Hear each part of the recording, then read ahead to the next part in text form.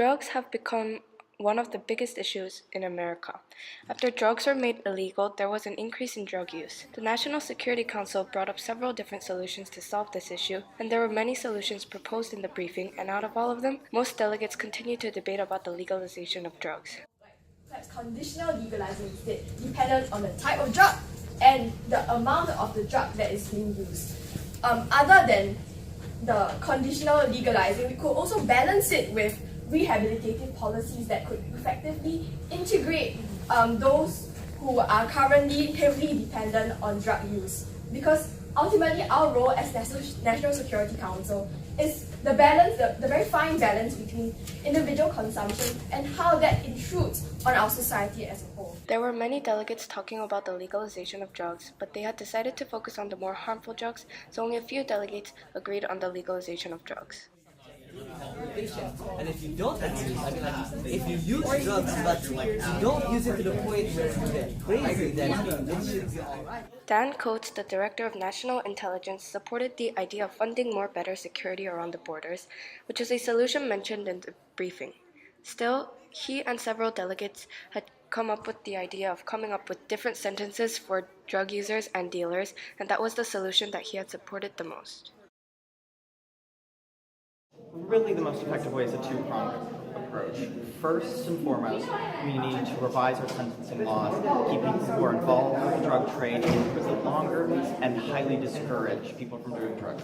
Secondly, we need to consider that we are still having drugs filter into our country, even though we have been very, very tight at the Mexican border. We need to invest further into our Coast Guard and other programs to help control the influx of drugs within our country.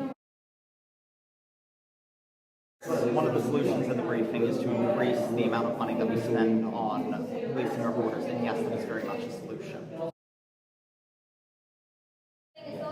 Because we have seen a rising tide in Europe of decriminalization and legalization, and it is not improving their drug situation.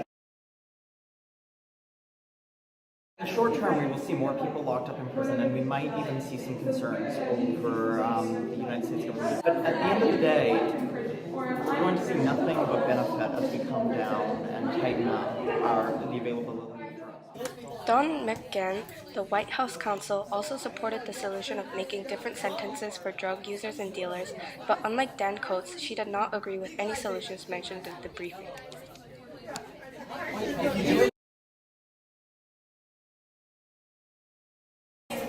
I think drugs in the U.S. personally need to have longer sentences for people who do them, and we also need to control our courts. We need to have a differentiate system between drug sellers and drug users. Drug sellers should have a longer sentence than drug users.